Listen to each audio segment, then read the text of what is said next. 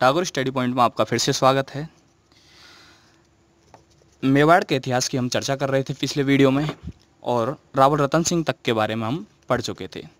आज रावल रतन सिंह के बाद के शासकों के बारे में आज हम चर्चा करेंगे, जिनमें रावल रतन सिंह के बाद राणा हम्बीर का नाम आता है।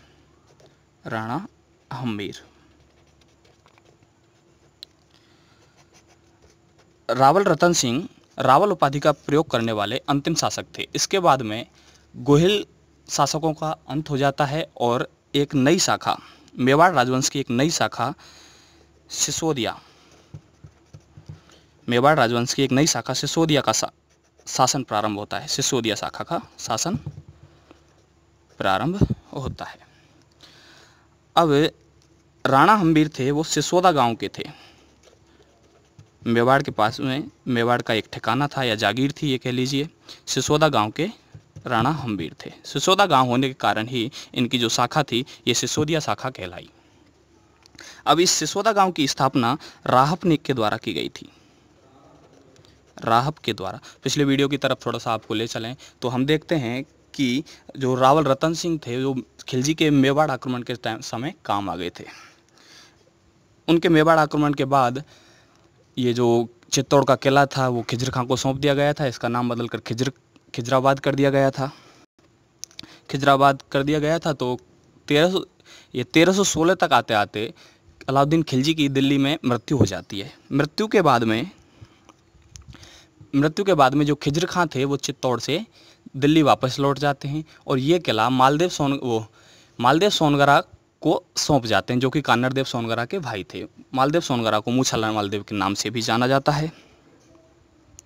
अब 1326 तक आते आते मालदेव सोनगरा का बेटा बनवीर शासक बन चुका था और बनवीर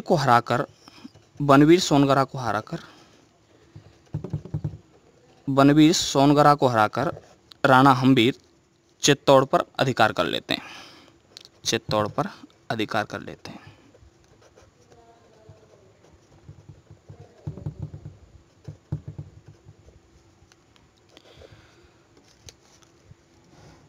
इसके बाद में राणा हम्बीर ने चित्तौड़ पर अधिकार कर लिया।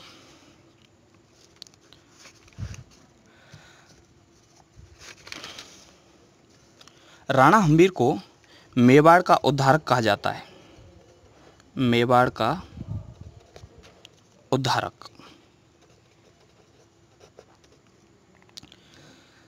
तथा कीर्ति स्तंभ प्रशस्ति में इनको विषम घाटी पंचानन कहा गया है। विषम घाटी पंचानन। विषम घाटी पंचानन से है युद्धों में सिंह के समान। विषम घाटी पंचानन का जो मतलब होता है वो होता है युद्धों में सिंह के समान। गीत गोविंद की एक पुस्तक है, वो जयदेव की पुस्तक है गीत गोविंद। जयदेव की गीत गोविंद पर कुंभा के द्वारा एक रसिक प्रिया नामक टीका लिखी गई थी। रसिक प्रिया टीका। अब इस रसिक प्रिया टीका में राणा हम्बीर को वीर राजा कहा गया है। वीर राजा। इसके अलावा कर्नल टौड़ ने इन्हें प्रबल हिंदू राजा भी कहा है। कर्नल टौड़ क्या कहा है? प्रबल हिंदू राजा।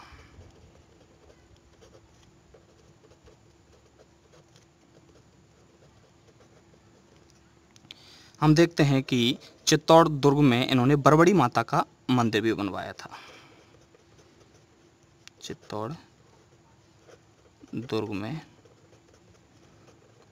बरबड़ी माता का मंदिर बनवाया।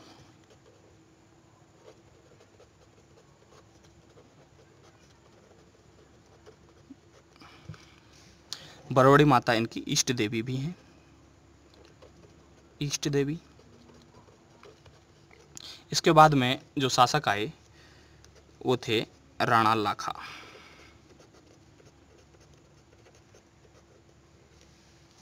शासनकाल के बारे में चर्चा नहीं की, तो इनका जो राणा हम्बीर का शासनकाल था वो 1326 से लेके 1364 तक रहा था, और राणा लाखा का जो शासनकाल था ये 1382 से लेकर 1421 तक रहा। राणा लाखा के समय की 2-4 बातें याद रख लेना। जावर में चांदी की खान प्राप्त हुई इनके समय, चांदी की खान प्राप्त हुई।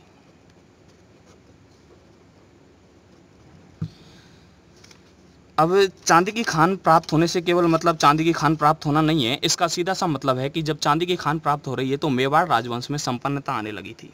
संपन्नता आई, संपन्नता। तो संपन्नता आने के बाद में इन्होंने कई दुर्गों का निर्माण करवाया या पुनर्निर्माण भी इन्हें करवाने लगे थे। इन्हीं के समय, राणा लाखा के समय ही छीतर या पिच्छू बंजारे ने, छीतरमल कह सकते हैं या पिच्छू बंजारा भी कह सकते हैं, इसके द्वारा पिछोला झील का निर्माण करवाया गया। पिछोला झील का निर्माण करवाया गया।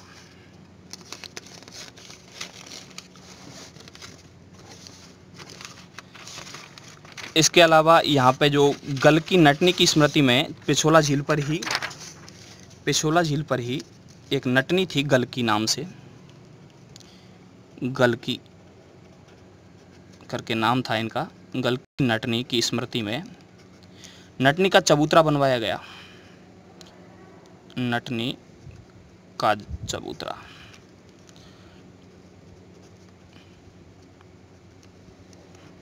नटनी का चबूतरा गल की नटनी की याद में बनवाया गया।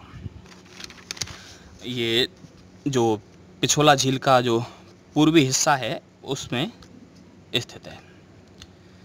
अब इनके दरबारी विद्वान देख लेते हैं, कोर्ट स्कॉलर। तो संस्कृत विद्वान थे 2 प्रसिद्ध, जिनका नाम था धनेश्वर भट्ट व झोटिंग भट्ट।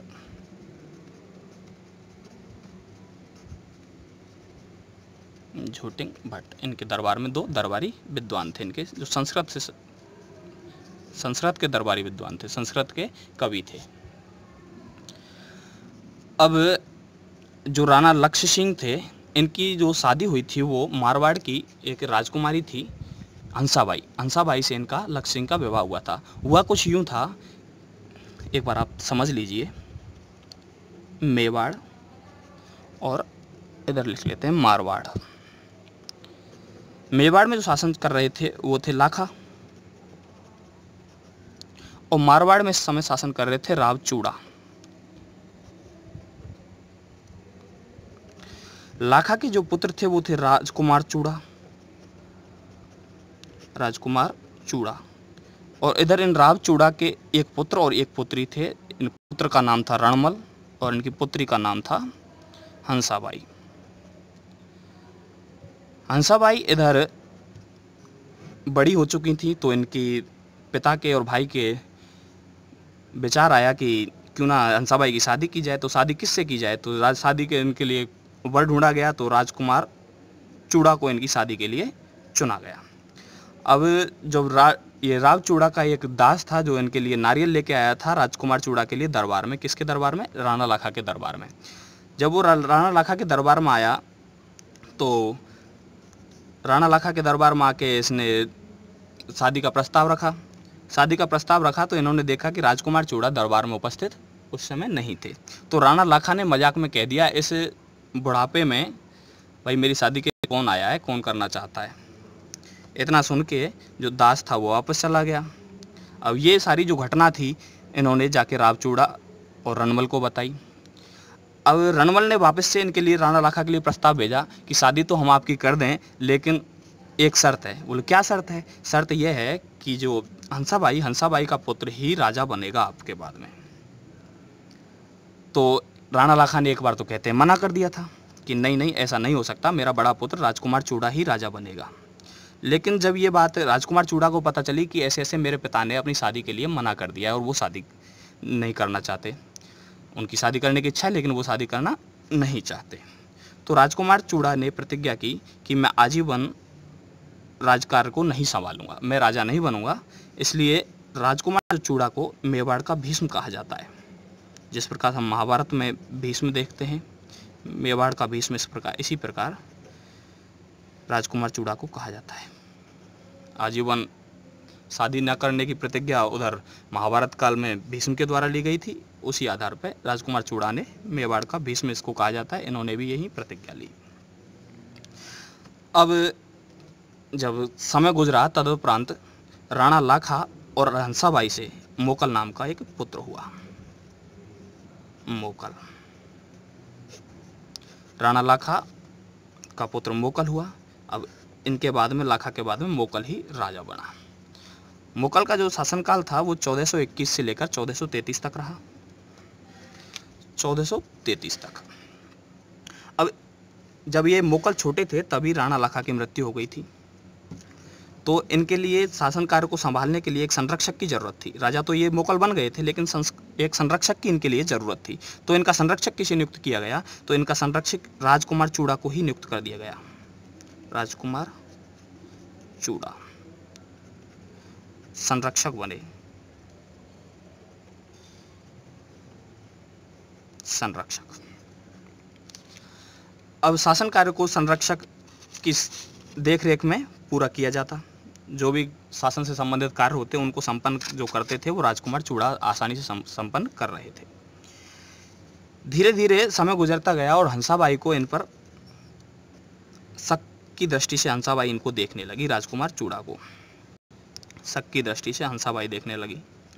शक की दृष्टि से जब हंसाबाई देखने लगी तो इस बात से राजकुमार चूड़ा परेशान हो गए, तो ये मालवा के शासक होशंग शाह के पास चले जाते हैं। मालवा के शासक या कह लें मांडू के शासक, मांडू भी वहीं पड़ता है। मालवा के शासक होशंग शाह के पास ये चले गए।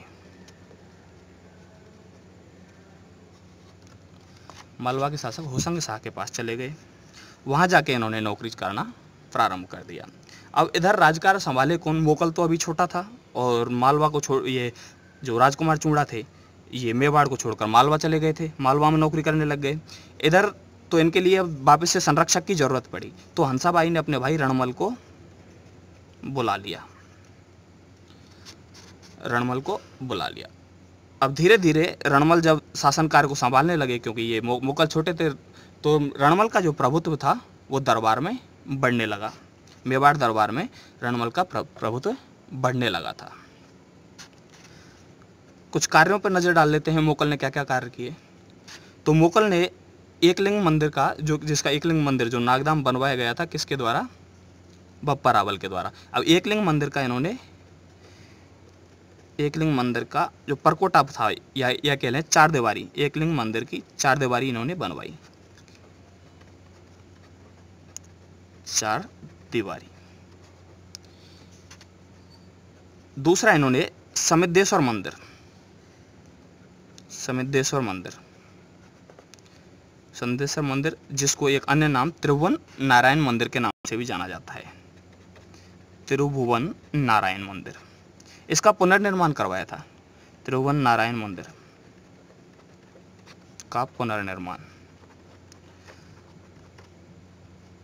पुनर्निर्माण करवाया था।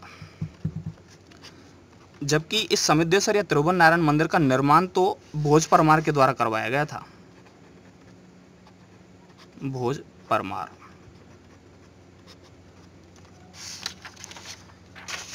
(1433) तक आते आते